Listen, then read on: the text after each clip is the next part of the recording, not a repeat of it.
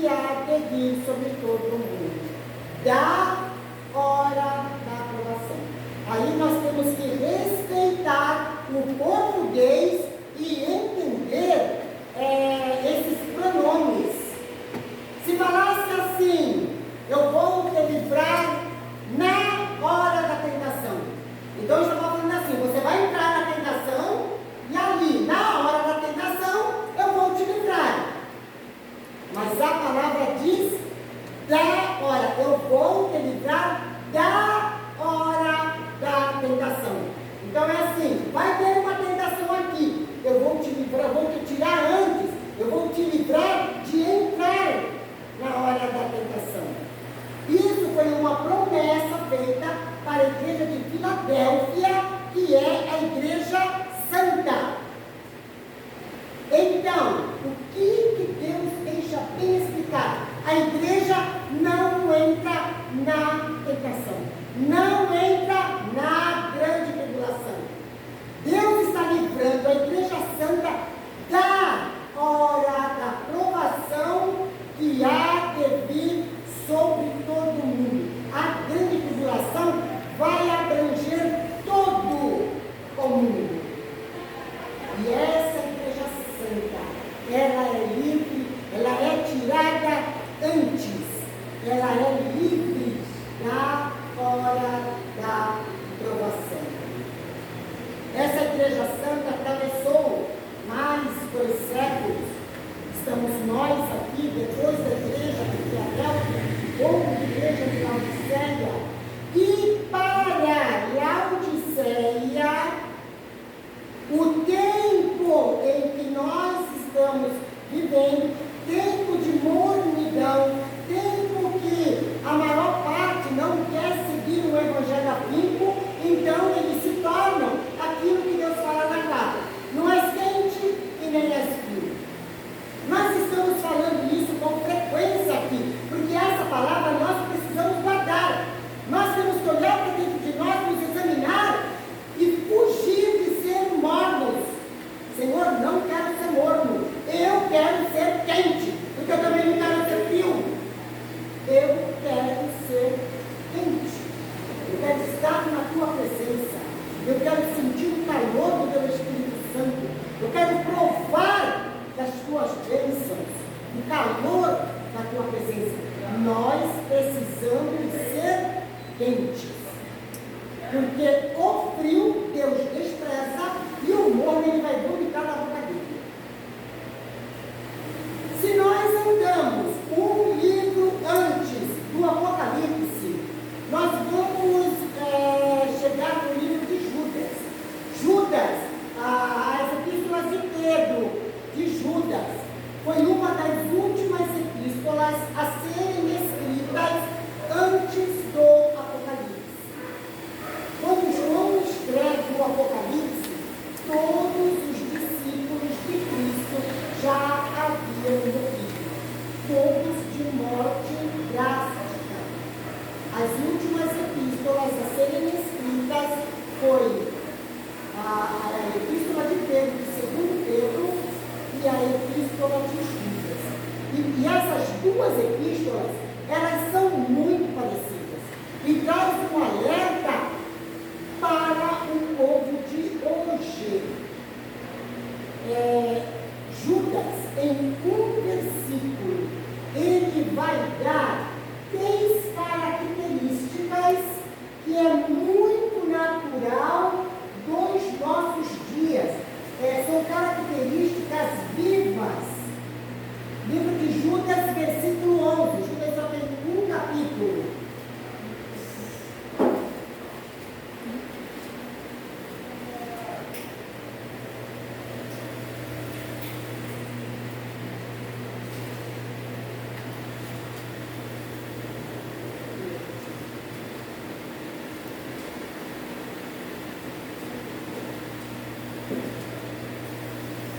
Judas, versículo 11.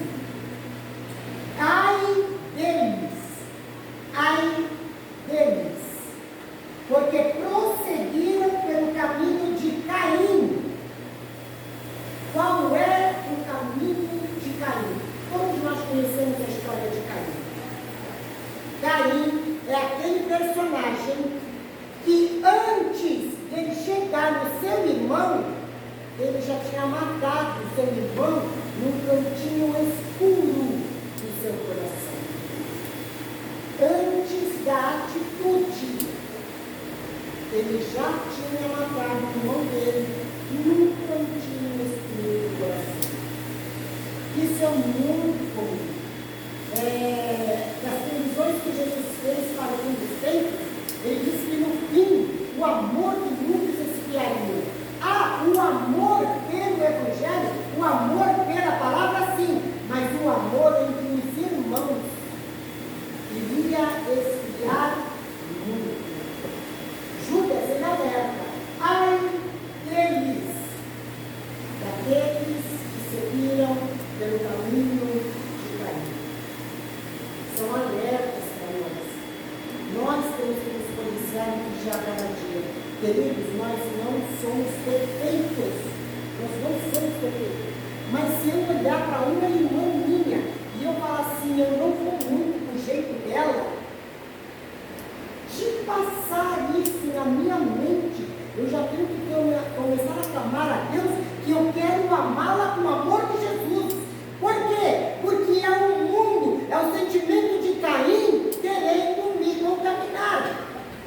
E nós não podemos permitir. Nós temos que conhecer a palavra de Deus e relutar contra. Para quê? Para nós vivermos a palavra de Deus. Só vivendo a palavra de Deus nós vamos chegar lá.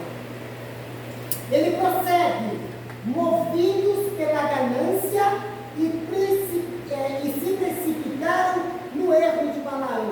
Todos nós também conhecemos a história de Balaão, se não todos, pelo menos a maior parte. Lá em Números capítulo 23, vai relatar toda a história de Balaão. Balaão era um profeta? Era. Deus falava com Balaão? Falava. Mas um dia, ele recebe a visita de Balac, rei dos amorreus, rei do mundo. Ele recebe a visita do rei do mundo e oferece dinheiro, oferece poder.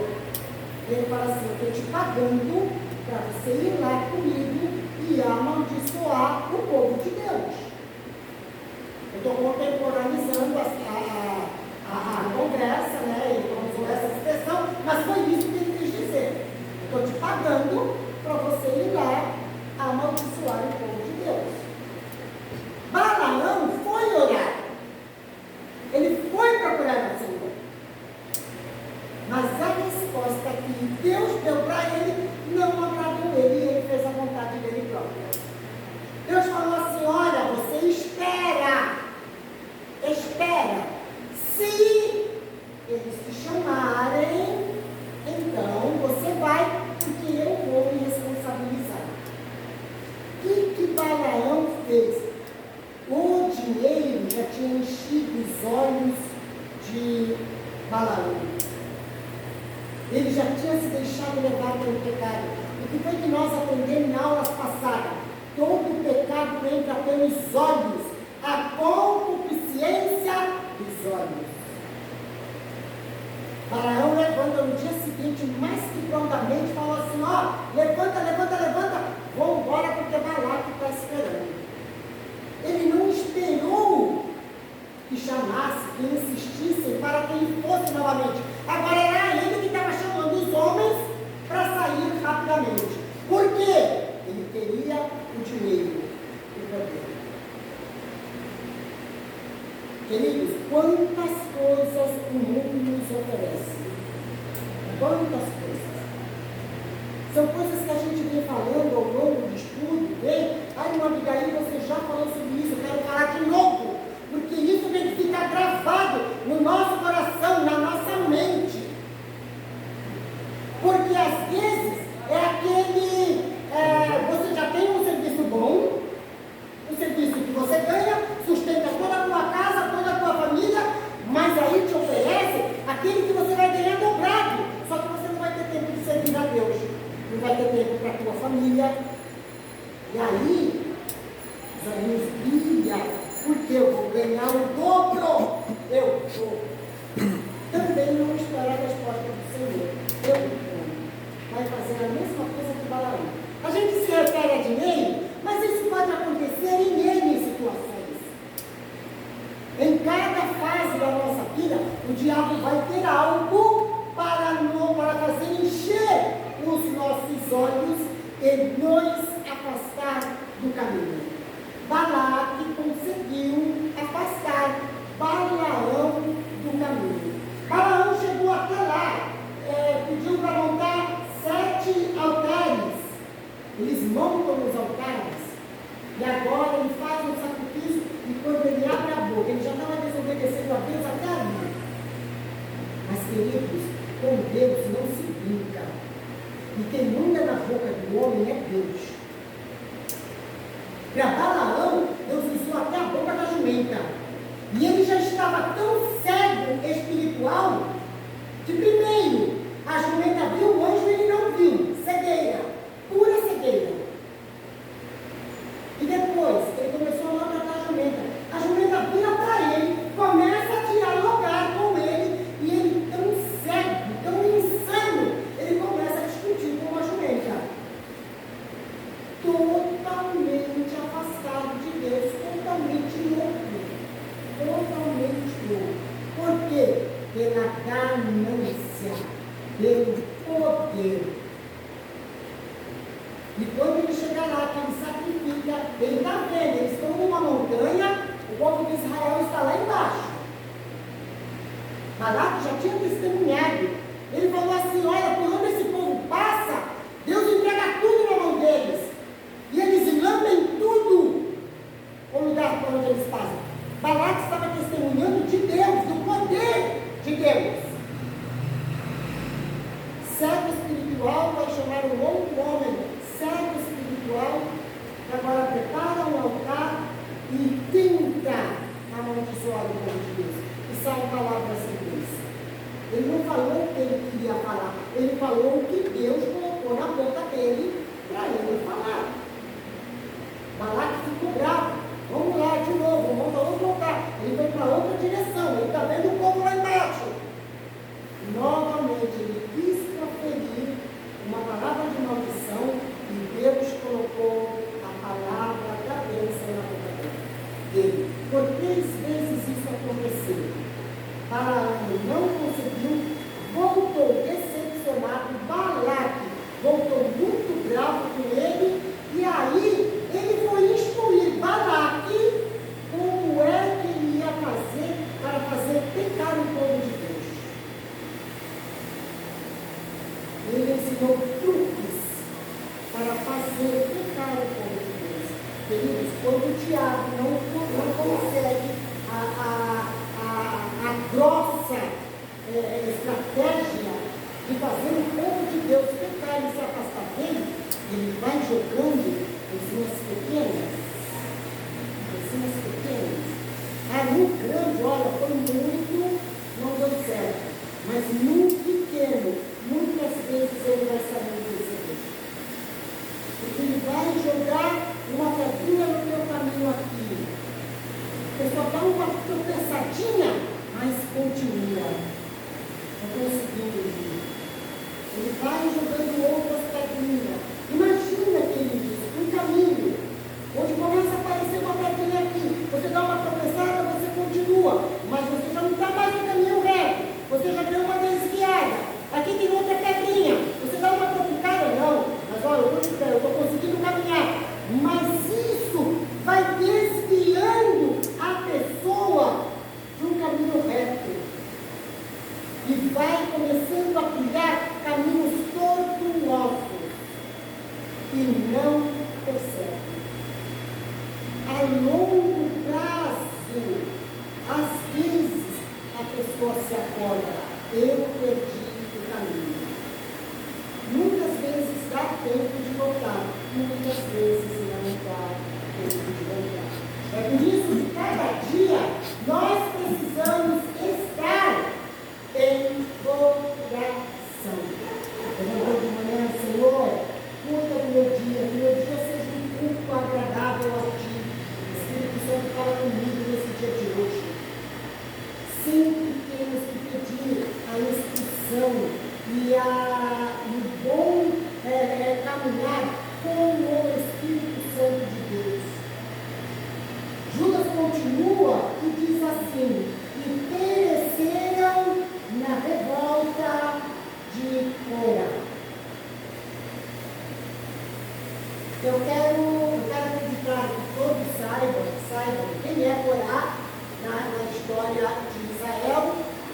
era um dos líderes das tribos de Israel, era levita, já estava numa tribo privilegiada. Por quê? Porque de todas as tribos, quem recebeu a bênção dupla não foi Rúben, o mais velho, foi Levi. Levi era a tribo sacerdotal. E ele agora olha para o líder dele e fala assim, mas Deus só fala com ele? Só ele é usado por Deus? Só ele escuta a voz de Deus? Eu escuto também. Eu posso escutar, todos os outros podem escutar. E ele começou a vender o produto dele. A mesma coisa que Lúcifer fez na eternidade. Essas três síndromes que Judas apresenta, todas elas estão inseridas na síndrome de Lúcifer. Coré começou a vender o seu produto e quando pensa que não, se levanta uma rebelião. Coré confronta o livro. Queridos, liderança. Toda liderança é levantada por Deus. Mesmo que a gente não goste do líder, toda liderança é levantada por Deus. Os patrões que vocês têm são líderes levantados por Deus. Os pastores são líderes, professores são líderes, os governantes são líderes, prefeito da cidade é líder. Se a gente não gostar da atitude dele, a gente não pode se juntar com o vizinho e falar mal dele, a gente tem que dobrar o joelho e orar. Não gostou do que o presidente fez, não sai para a rua fazer panelada junto com os outros. Dobra o joelho e vai orar. Liderança é levantada por Deus, mesmo que não nos agrade. Precisamos respeitar. Senhor, não estou entendendo o que está acontecendo, mas eu estou colocando a situação nas tuas mãos. Pior, isso se torna, como no caso de Corá, que aconteceu dentro da comunidade cristã, dentro do povo de Deus. E foi a primeira vez que nós vimos a terra abrir a boca e engolir muita gente. Porque onde estava a tenda de Coré, com tudo o que lhe pertencia, era um espaço grande. Imagina o espaço da casa de vocês um pouco mais, porque eles estavam no deserto. A coisa se espalhava um pouco mais. E a terra abriu a boca ali e engoliu tudo o que pertencia a Corá. Por quê? Se rebelou contra a liderança. Se rebelou contra a liderança. Esses alertas, querido, das últimas epístolas do Novo Testamento, entrando para o Apocalipse, isso tudo vai mostrando à igreja a posição, como é o caminhar da igreja, como é o andar da igreja, como a igreja tem que se posicionar, qual é a atitude da igreja. Deus ele nos ensina na sua palavra. Por quê? Ele quer uma igreja santa. Para subir, igreja de Filadélfia tem que ser uma igreja santa, senão não sobe. Vai presenciar toda essa desgraça da grande tribulação. Vai conhecer tudo. Eu quero conhecer só a graça de Deus. Eu quero subir junto com o povo de Deus, junto com a igreja. Para isso, queridos, toda a instrução está aqui. Toda a instrução está aqui. Precisamos ler a palavra de Deus cada dia. Cada dia, Espírito Santo, faz a tua palavra entrar no meu coração e estar viva na minha vida. Porque é muito fácil a gente fazer um teste para a gente estar caminhando.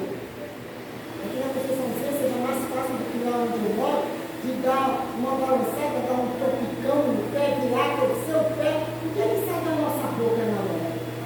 Se der uma martelada no dedo, o que sai da nossa boca na hora? É um ponto bem prático para a gente descobrir. Jesus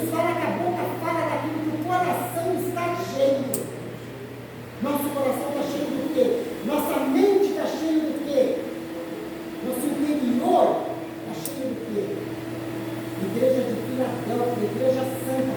Nós temos que desejar cada dia fazer parte dessa igreja, porque essa igreja vai ser arrebatada. E aí vai ficar a posição de João. A era da igreja acabou. Agora Deus leva João, Deus arrebata João. E de lá de cima, João vai assistir todo o Apocalipse de camarote. E ele foi escrevendo de forma como ele conseguia explicar como ser humano. Porque apesar de ter sido levado, arrebatado por Deus, ele ainda era um João, ser humano. Então, o que ele conseguiu ver, quando a gente vai continuar lendo o Apocalipse, ele vai falar que ele vê um exército que parece escorpiões aparelhados para a guerra.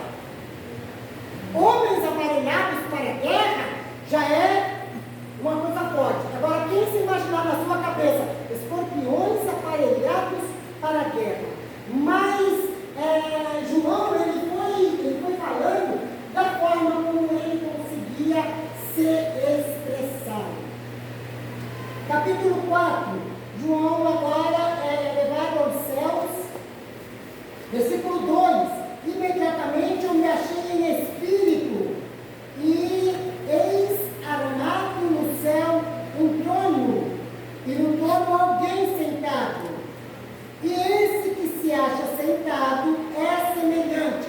Cada vez que ele fala é semelhante, é porque não é nítido, mas o que ele está conseguindo ver é semelhante ao que ele consegue expressar. É muito mais além. O que João consegue ver é aquém da realidade que é o Apocalipse. Então, de tudo que nós vemos no Apocalipse, pode falar assim, o Apocalipse é um terror. Então, não pense que é 10 vezes pior, porque João só conseguiu explicar o que os olhos humanos dele conseguiam ver. É muito além. E o que se acha sentado é semelhante no aspecto à pedra de jaspe e de sardônio. Ao redor do trono há, na minha Bíblia, na minha tradução, ela está escrito arco-íris, semelhante no aspecto à esmeralda. Quantas Bíblias de vocês têm a palavra arco-íris? A melhor celeste. Arco celeste. Muito bem. Essa é a tradução real, arco celeste. Queridos, eu desde criança, eu aprendi que aquelas faixinhas coloridas lá no céu era um pacto de Deus com Noé e se chamava arco-íris. Eu aprendi isso desde criança. Mas Deus depois me fez entender, estudando a palavra e tendo conhecimento, Deus me fez entender que a palavra, na realidade, se nós lermos no hebraico, é arco de Deus. O arco celeste está certo, é o arco celeste. No hebraico, é arco de Deus. Deus colocou o seu arco no céu e fez um pacto com Noé, de que a terra não mais seria destruída com águas. Agora é muito comum, até quando passa grandes tempestades, a gente vê aquele coloridinho lá no céu, olha o arco-íris. Vamos nos precaver de usar essa palavra. Porque arco-íris está falando de algo oferecido, de algo dedicado a Íris, deusa grega. Íris é uma deusa grega que ela se diz que é intermediária entre Deus e os homens, os deuses gregos. Ela não está falando do Deus verdadeiro. Ela diz que é intermediária entre os deuses e o povo. E muita coisa que nós temos no legado grego. Por isso que desde sempre a gente aprende que aquele arco no céu se chama arco-íris. Isso é um legado grego. Mas cada vez que nós falamos isso, nós estamos dando louvor a íris. E quem colocou aquele arco no céu foi Deus. É o arco de Deus, é o arco celeste. Aí uma Bíblia, mas eu já estou acostumado a falar arco-íris. Às vezes também escapa da minha boca. Na hora eu falo, não é arco de coisa nenhuma. É o arco de Deus, é o arco celeste. Meu pai falava que era um arco celeste. O arco celeste é o correto. É o correto. Então nós temos que nos policiar quanto a isso. Pelo hábito, possa ser que saia da nossa boca, mas que a gente venha corrigir isso na hora de que não é arco-íris, é o arco de Deus. Até hoje, até agora, eu conhecia como arco-íris.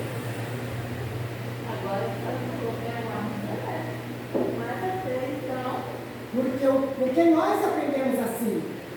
Legado grego. Muitas coisas. O Senado que nós temos no governo. Senado é grego, é um legado grego. Como isso, tem muitas coisinhas que nós fazemos, que nós falamos, que é legado grego. É isso daqui, ó. Quando Alexandre subiu ao poder, ele conseguiu vencer a Média e a Pérsia. Primeira coisa que ele fez, ele helenizou o mundo. Todo mundo vai falar na língua grega. Quando Jesus nasceu, o império era romano.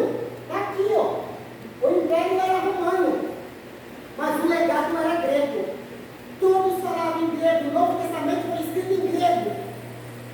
Jesus e os seus discípulos, eles conheciam perfeitamente a língua hebraica, mas eles falavam grego.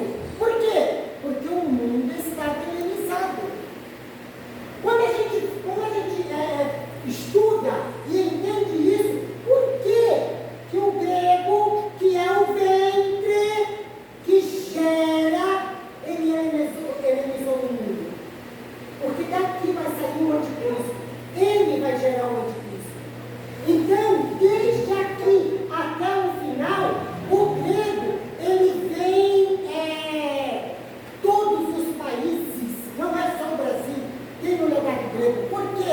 Porque eles têm que preparar as mentes para aquilo que vai chegar no final. Isso é uma forma de chamar para ele. Agora, a partir do momento que a gente aprende aquilo que é certo, então a gente passa a falar corretamente. Então, gente, arco-íris não é arco-íris, arco celeste, ou o arco de Deus. João aqui, quando ele se refere ao arco celeste, porque ele vê alguém sentado no trono, tem muitas cores em volta, é muito brilho. Por isso que ele faz a referência ao arco celeste. Versículo 4, ao redor do trono também 24 tronos, e assentados neles 24 anciãos, vestidos de branco, em cujas cabeças estão coroas de ouro. 24 tronos. Esses 24 tronos, isso são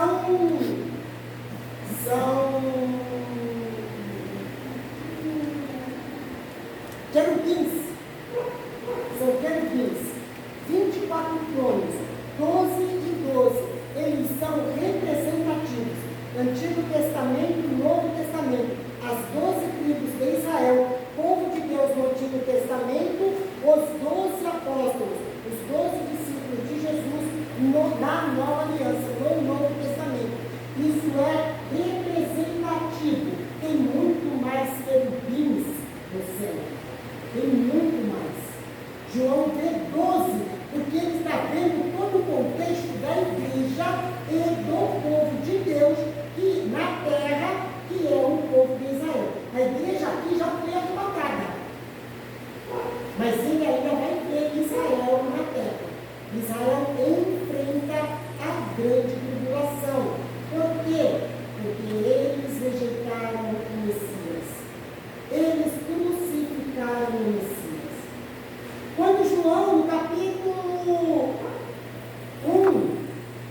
no seu Evangelho, no versículo 12, ele diz assim: veio para os que eram seus, e os seus não o receberam, mas a todos quantos o receberam, deu-lhes o poder de serem feitos filhos de Deus.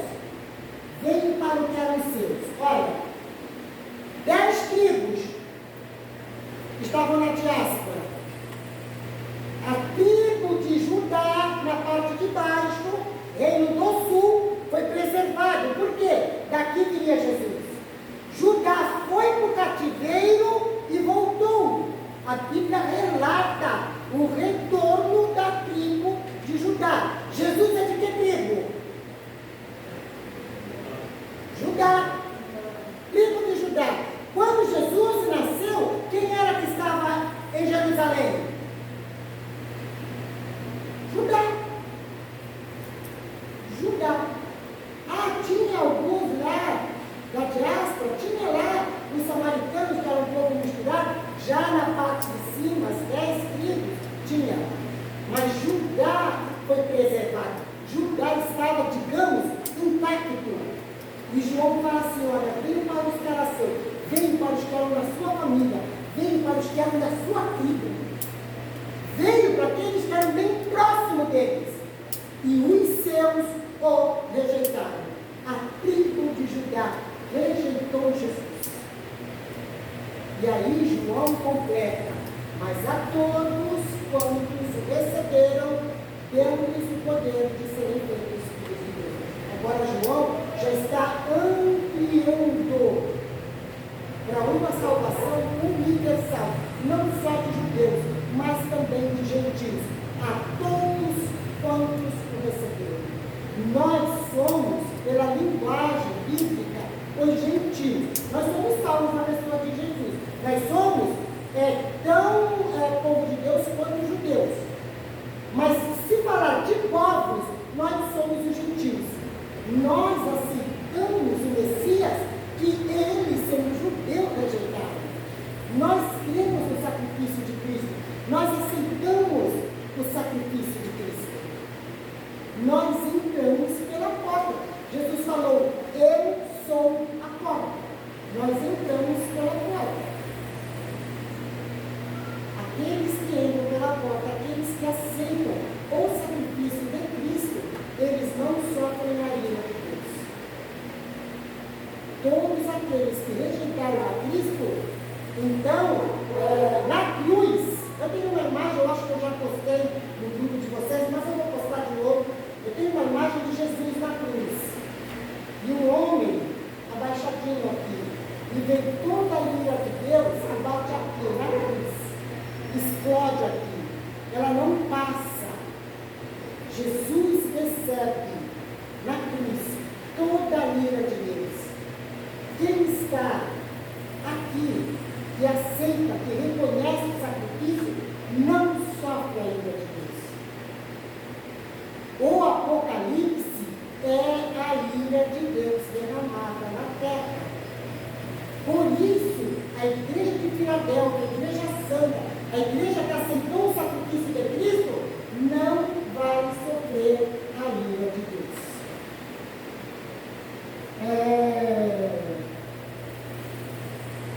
Versículo 5: do trono saem relâmpagos, vozes, trovões, e diante do trono ardem 7 tochas de fogo, que são os 7 Espíritos de Deus. Adiante do trono, como um mar de vidro, semelhante ao cristal, e também no meio do trono e à volta do trono, 4 seres viventes, cheios de olhos, por diante e por detrás. O primeiro é semelhante ao leão, o segundo semelhante ao novilho, um boi. O terceiro tem o rosto como de homem, e o quarto ser vivente é semelhante à águia que está voando. Esses mesmos seres viventes Ezequiel viu.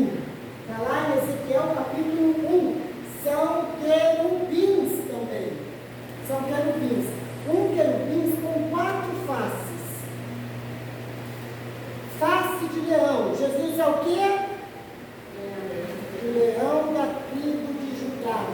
Face de novilho. Jesus é quem? O boi do sacrifício. A face de leão representa o Evangelho de Mateus.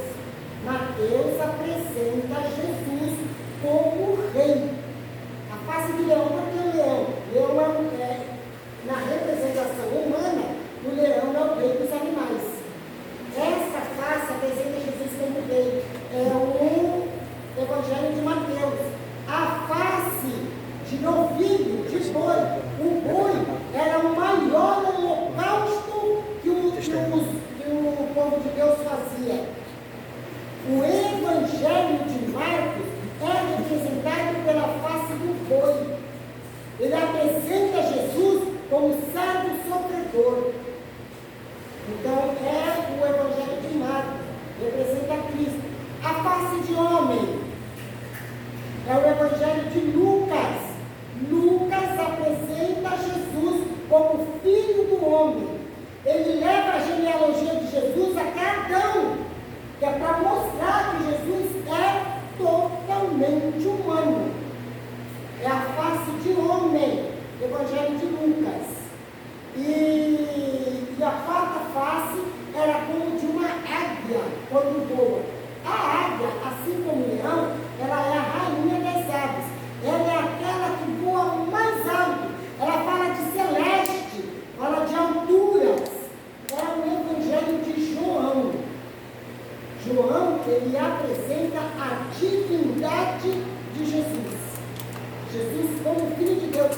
Ele começa o Evangelho assim: no princípio era o Verbo.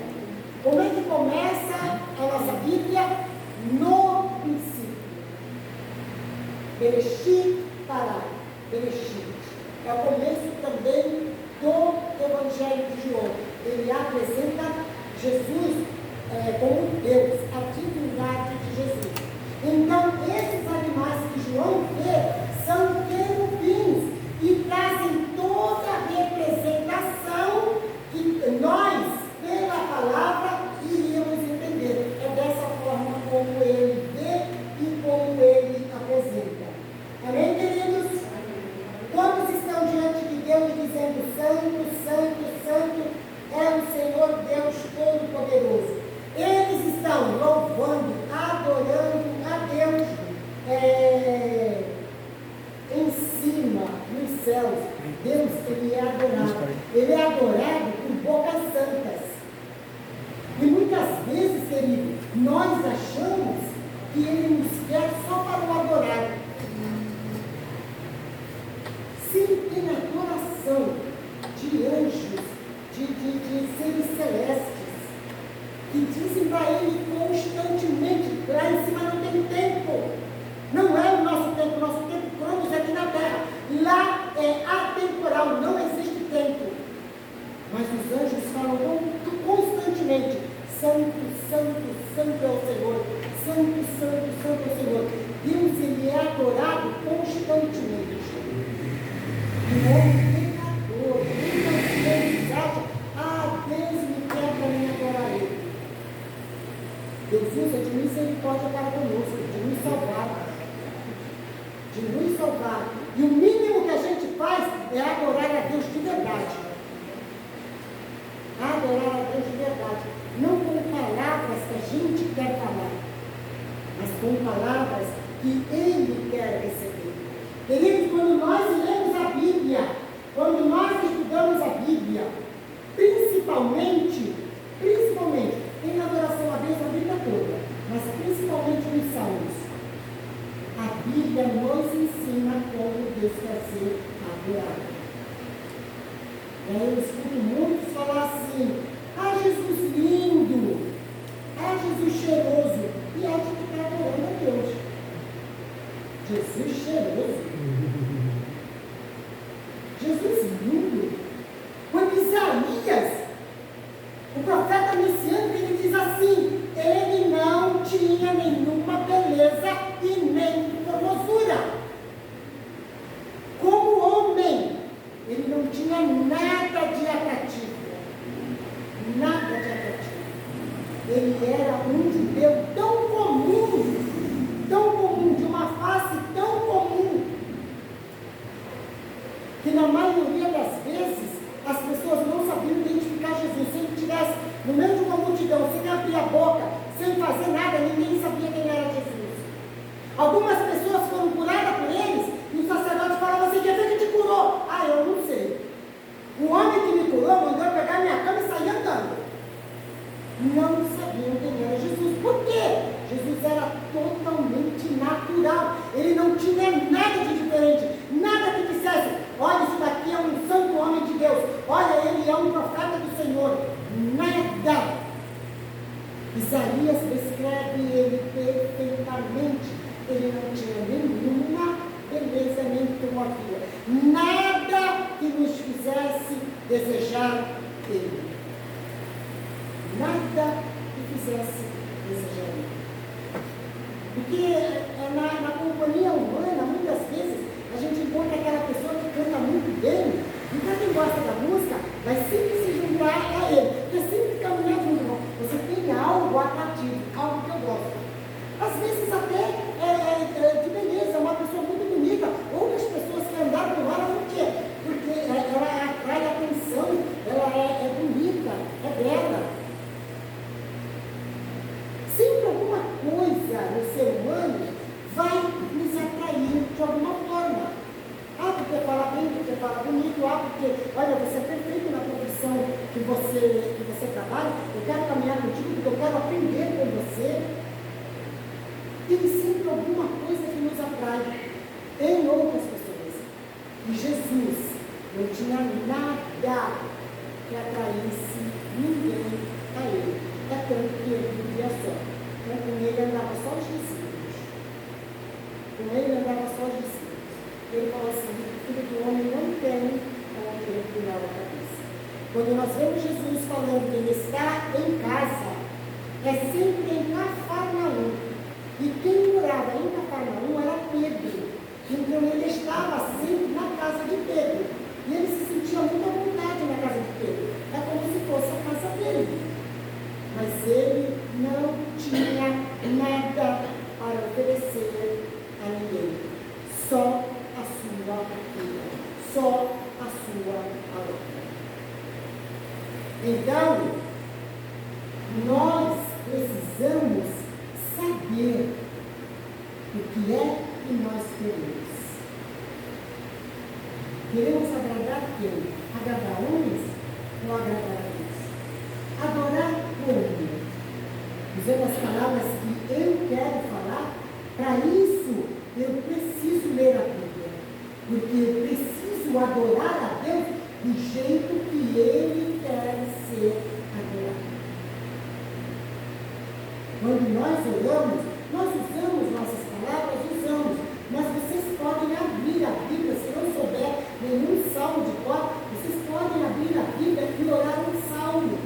Deus quer ser adorado, Deus quer ouvir isso da nossa boca, como filhos dele. Como filhos dele.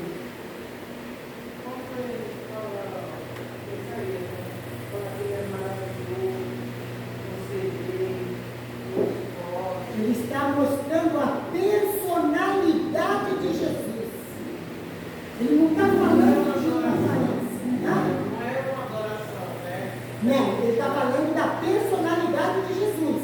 Ele é Emanuel. Ele é o maravilhoso, conselheiro, Deus forte, Pai da eternidade, príncipe da paz. São atributos de Jesus que foram descritos. Até o final desse capítulo 4, as palavras são de adoração. Falando em adoração, teve uma época que eu fiz isso na minha vida, na minha casa, até que eu decorei. Muitas vezes na minha casa, quem vai na minha casa vê um monte de papelzinho na parede. Faz tempo que eu não faço isso. Mas quando eu quero guardar alguma coisa, gravar alguma coisa, eu encho as paredes de papelzinho. 1 Crônicas, capítulo 29. Já andei nesses versículos colados nas paredes da minha casa, porque aonde eu estava lendo. Por quê?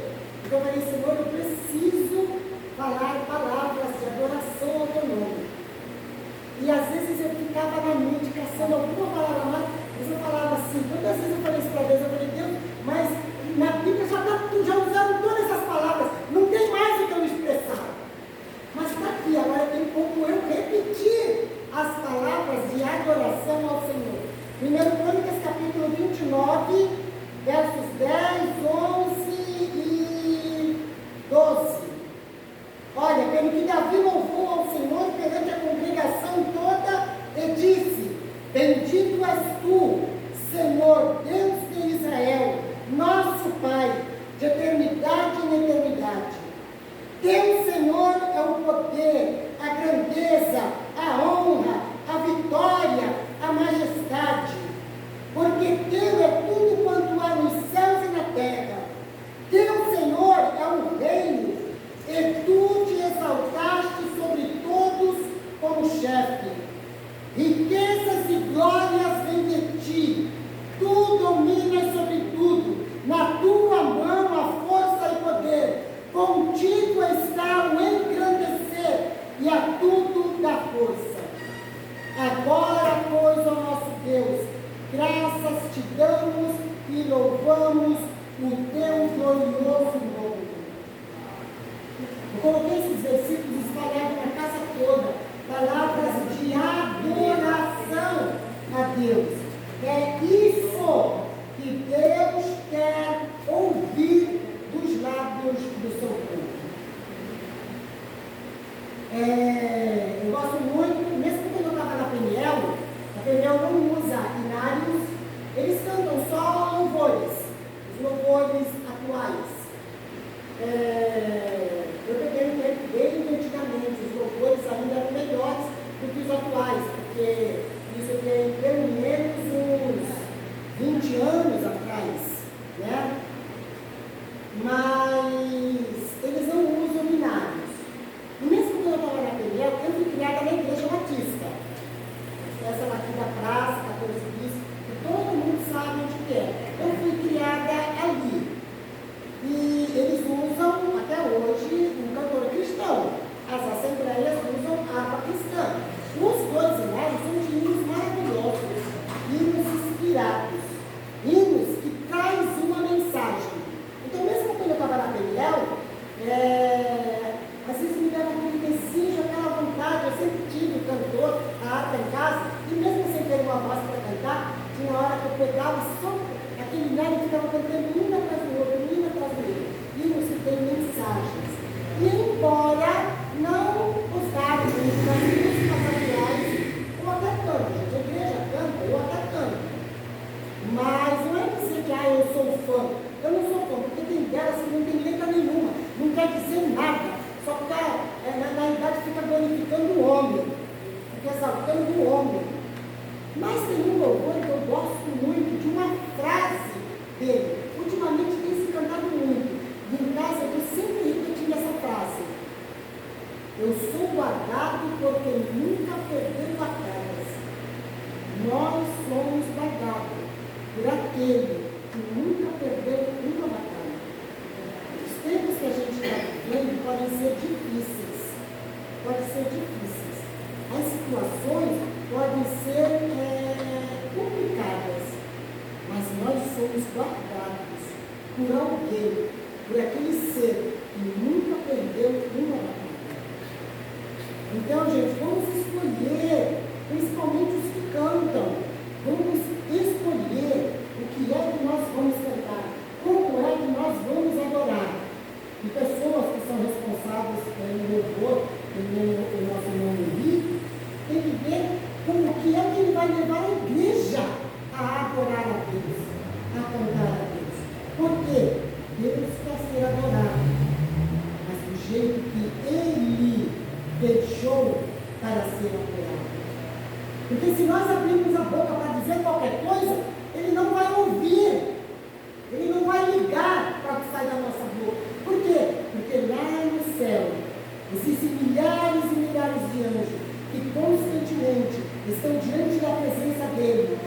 Espírito Santo, Santo, Santo. Eles não mudam as palavras.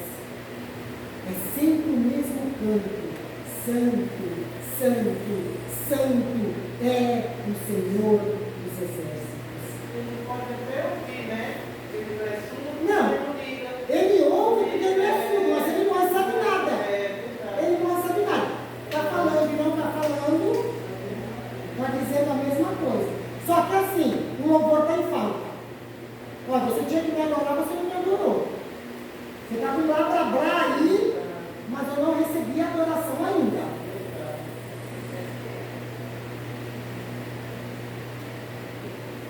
Tem um versículo que diz que Deus abomina os templos, né?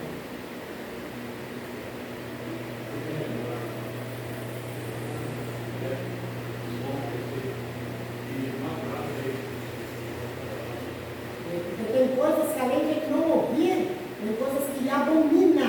É diferente. Aí a questão não é só que ele não ouve, a questão é que ele abomina. Então nós temos que prestar muita atenção. Igreja do século XXI, que é que vai sair da nossa boca para louvar ao Senhor. No capítulo 5, vai falar sobre a abertura dos 7 selos.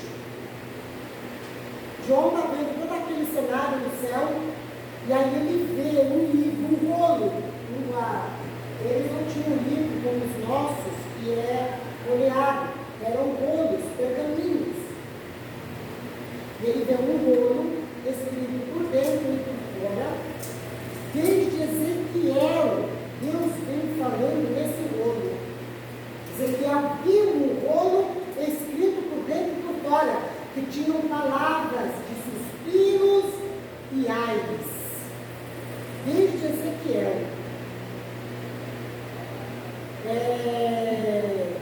Quando chega em Daniel, Deus revela toda a escatologia, tudo o que vai acontecer até o fim dos tempos. Ele fala para Daniel assim: sela o livro, porque é para o tempo do fim. Agora João vê o livro selado com 7 selos. E aí João vai dizer que não se achou nem no céu e nem na terra ninguém digno de abrir o livro. Mas nem no céu, nem no céu. Mas Deus não está no céu, está. Mas para abrir aquele livro, só um poderia abrir. João chorava, porque ninguém era achado digno de abrir o livro. E aí veio um ancião para ele e fala: não chora, João, não chora, porque o leão da tribo de Judá venceu para abrir o livro e os seus 7 selos. Porque só Jesus era digno de abrir o livro, porque ele era Deus. Deus está lá na eternidade.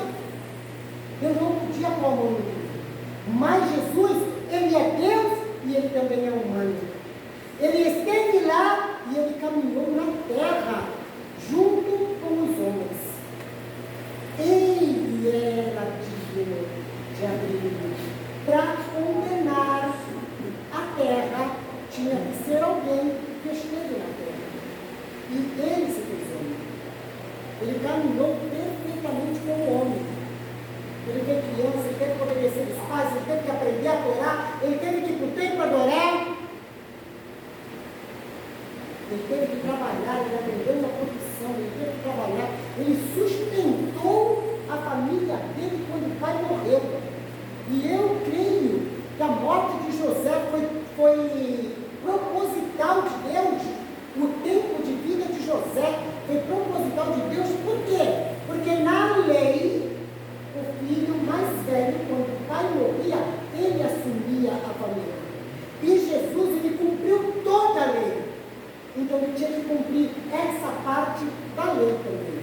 Ele aprendeu a profissão com José, ele trabalhou, José morreu, ele sustentou a família até que os irmãos dele se tornassem homens. E agora, aos 30 anos,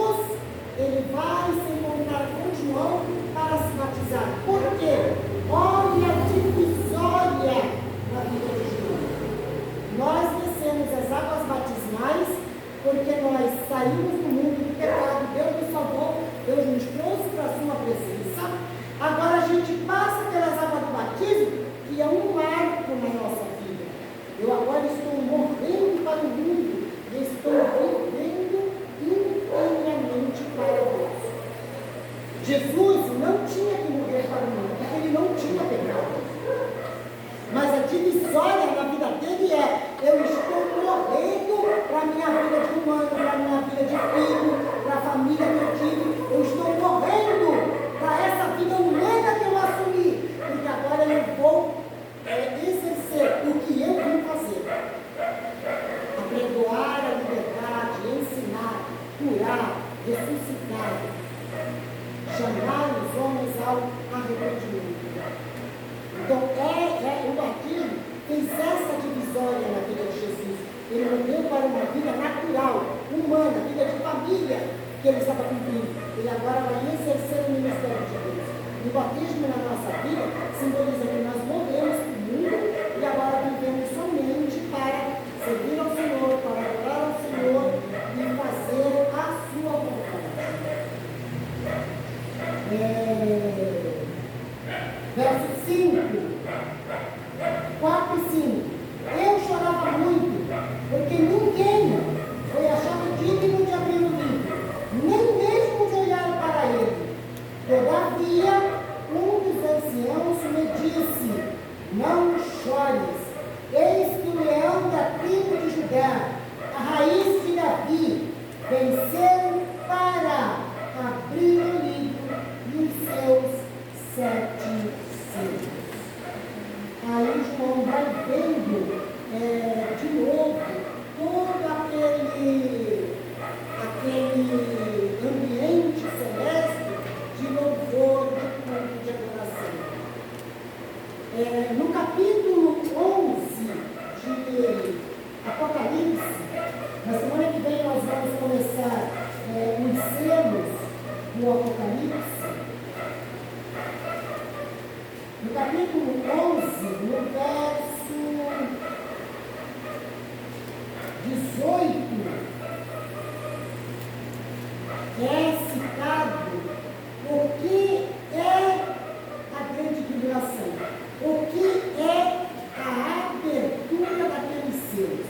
Cada selo que abre é como você vê um rolinho. Eu vou trazer ele prontinho na semana que vem. Quando rompe o primeiro selo, fica uma certa abertura.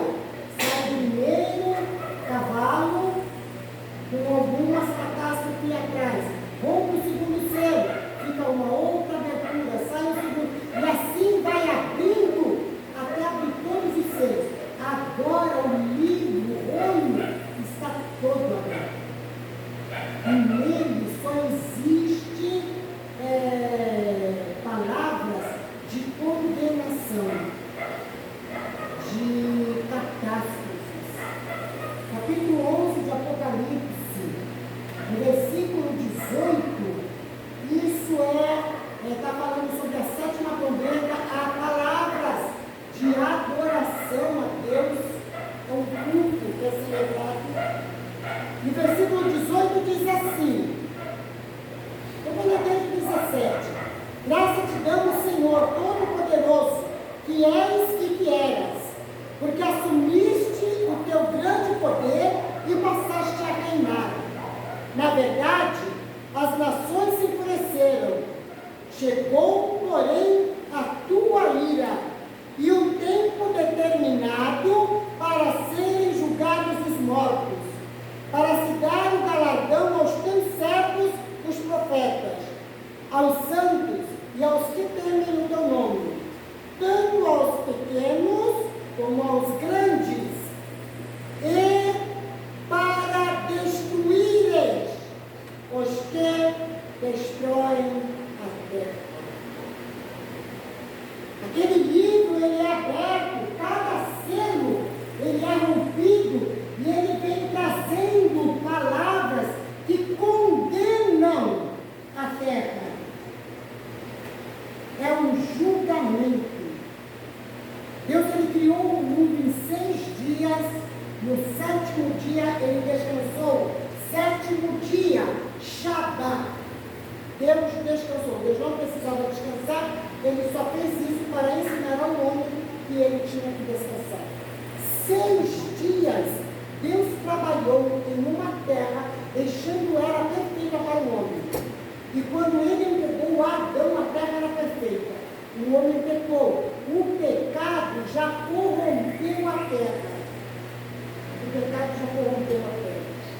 Porque a primeira palavra de Deus cardos e espinhos produzirão.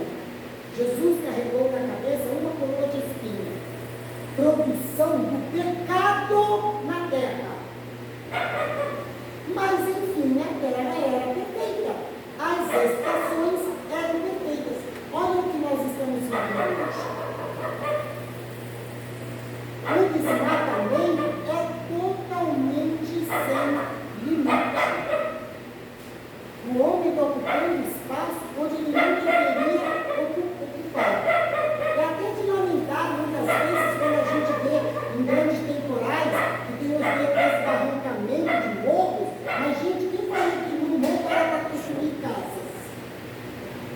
Quem falou que era para morar no morro? O homem está entrando em espaços onde ele não deveria. Aonde deveria ser terra, está tudo asfaltado. Então a água da chuva não tem nem para onde escoar. Aí acontecem as grandes enchentes. E todo mundo culpa o prefeito, culpa o governador. Mas isso são as consequências do que nós estamos vivendo. Ninguém é culpado disso. Hoje tem máquinas que influenciam as estações, os dias. Se eles querem dias mais quentes, eles provocam dias mais quentes. Se eles querem mais chuva, eles provocam mais chuvas. O que nós estamos vivendo, toda essa caloria desvairada que há anos atrás não tinha, isso tudo é as mãos do homem na natureza. E um dia, Deus vai cobrar do homem tudo o que foi feito na terra. Deus vai destruir aqueles que destroem a terra. Isso tudo está inserido dentro da grande tribulação. Então vai ser um juízo. É um tratar de Deus com Israel. Eles vão sofrer a ira de Deus, porque eles rejeitaram o Messias. O Messias segurou a ira de Deus. Se eles rejeitaram o Messias, eles vão sofrer a ira de Deus. Todos os que não aceitaram a Cristo, ou os que ficaram dentro da igreja, esquentando o banco, rejeitaram o Messias, eles vão sofrer a ira de Deus. E então, grande tribulação, só fala de juízos. Juízos. Não tem nada de agradável dentro da grande tribulação. Porém, a igreja não vai estar na grande tribulação. A igreja é arrebatada 7 anos de festa de bodas, porque isso é semelhante ao casamento judaico. Casamento judaico, a festa era de 7 dias. Jesus recebe a sua noiva, 7 anos na ceia das bodas do Cordeiro, 7 anos na terra de grande tribulação. Quando acabar as bodas, a festa, agora Jesus vem para buscar o povo de Israel que ficou na terra. Lucas capítulo 12. Eu já estou terminando, viu, gente? Já está dando 9 horas. Lucas capítulo 12. Jesus está falando ao seu povo, aos discípulos. Verso 35, a parábola do servo vigilante. Cingido esteja o vosso corpo e acesas as vossas candeias. Sede vós semelhantes a homens que esperam pelo seu Senhor ao voltar ele das festas de casamento, para que, quando vierem bater a porta, logo se abra. Jesus já estava deixando bem claro para os judeus que ele vai chegar, ele vai voltar para eles quando estiver vindo da festa das bodas. Então a igreja, gente, persevere. Por mais difícil que seja, busquem a vontade de Deus, vivam a vontade de Deus. Para quê? Para nós fazermos parte da igreja de Filadélfia. E estar nas bodas do Cordeiro, enquanto o mundo aqui está sofrendo a ira de Deus. Amém, queridos?